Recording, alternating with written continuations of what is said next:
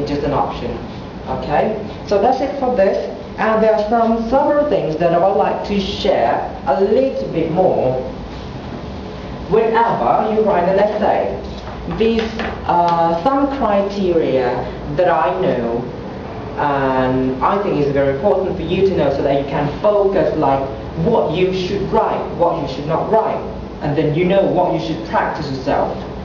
One more thing, so many things in my mind right now. When you practice writing, I really suggest you to practice it like real exam.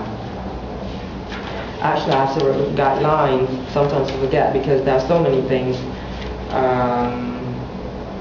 When you practice writing, you're supposed to write in paper that in real exam you are going to write it. For example, right here we write in EPT writing exam, we are going to write in A4 paper. So in real exam you're going to write in A4 paper. So in your own time, in your practice, you're also supposed to write in A4 paper. Why?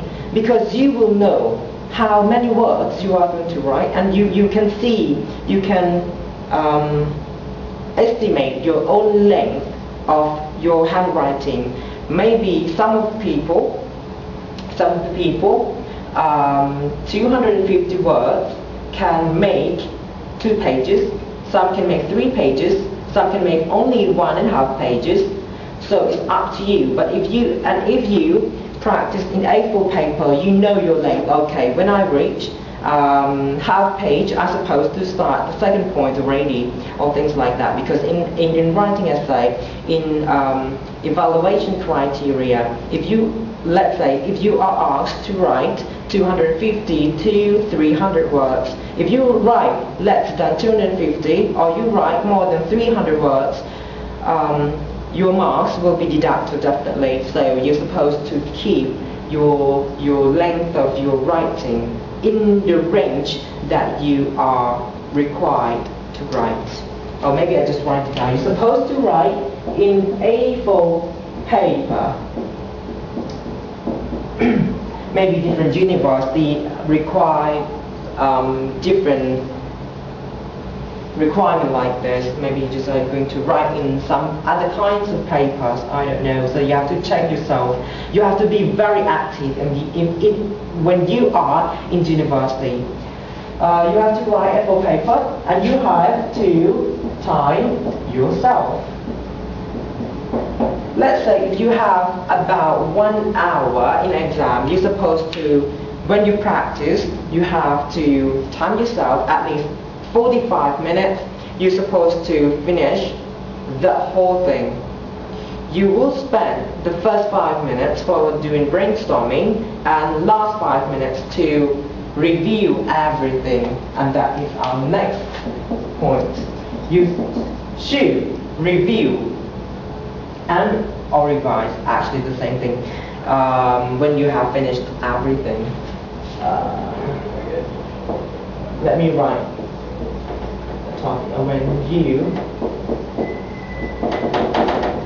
When you practice, you have to review, and when you review, when you read it again, you are not going to read very fast. You're supposed to read a little bit slower. Why?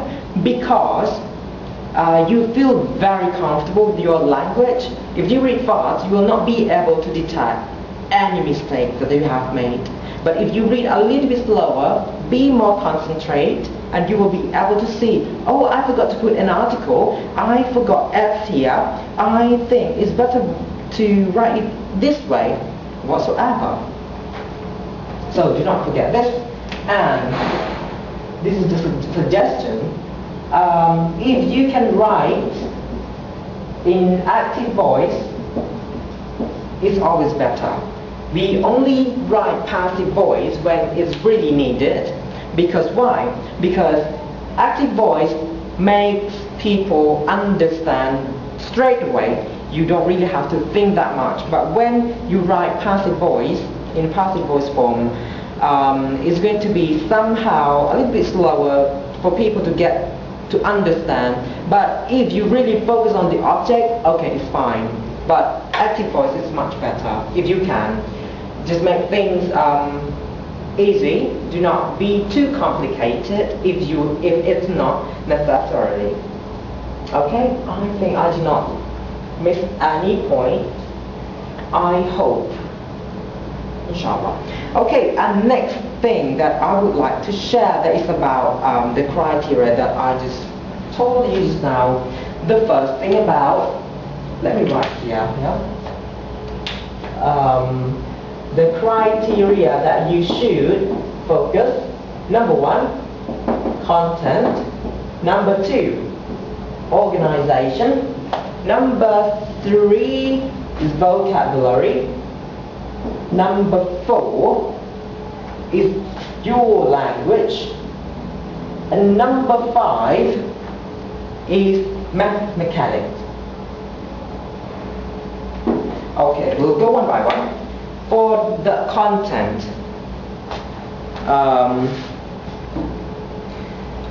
the most important things are this: content, organization, and then language. Yeah. These 3 points are the most important things. Content, supposed to be logic. Whatever you are going to write, there's no right or no wrong in argumentative essays, especially, but as long as you have enough supporting ideas and you can convince the reader, that is the point. It doesn't matter whether it's right or wrong again. And organization, how to make it to be very nice or organized. So you just have to make it clear in every step. Whenever you say something, you just cannot stop there. You have to make sure that you really do explain what you have mentioned. So that is going to make your point very clear, and it will be smooth reading. And also for the template just now that I just told you, introduction, you will end your introductory paragraph by writing a thesis statement, and then you start at the next point. You have topic sentence, you start with a sequence word like firstly, secondly, thirdly, and then you will conclude that paragraph by writing a concluding sentence. This is all about organization, because you will let the reader knows where you are now. Where you just have finished your introduction, you are going to go to the first point, you have finished your first point, and you are going to go to the second point, that kind of thing. That will make your organization very good. And then jump to the language. The language is also important, but it doesn't matter whether you're going to write very complicated language. That is not a matter, but it's better and it's good if you can write a complex sentence. It's fine as long as you write it correctly. If you write it wrong, no point. So you just have to keep yourself in mind that writing the correct one. If you're not sure to go for the complex sentence, you just go for simple structure, but it's correct. That is much better. And for the vocabulary also, you're supposed to use the right choice of word. There are some several words or vocabularies that we may use in the wrong occasion or wrong place, wrong situation. So you have to make sure that you choose the right choice of word. Use the good word and put it in the right context. The example that I can remember right now, for example, education and vocational, yeah, there are 2 different words. Or gain and get. We use gain knowledge, but not really get knowledge. Things like that, for example, alright? And the last thing is about mechanics. Also important, if you don't write very obvious wrong of mechanics like spelling, punctuation, and also capitalization.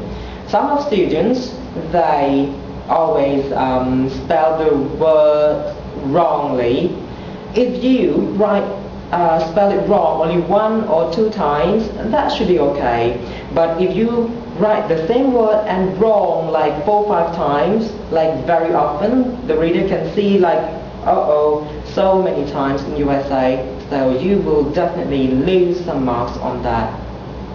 I think so far it's alright. So, more example that I've jotted down here about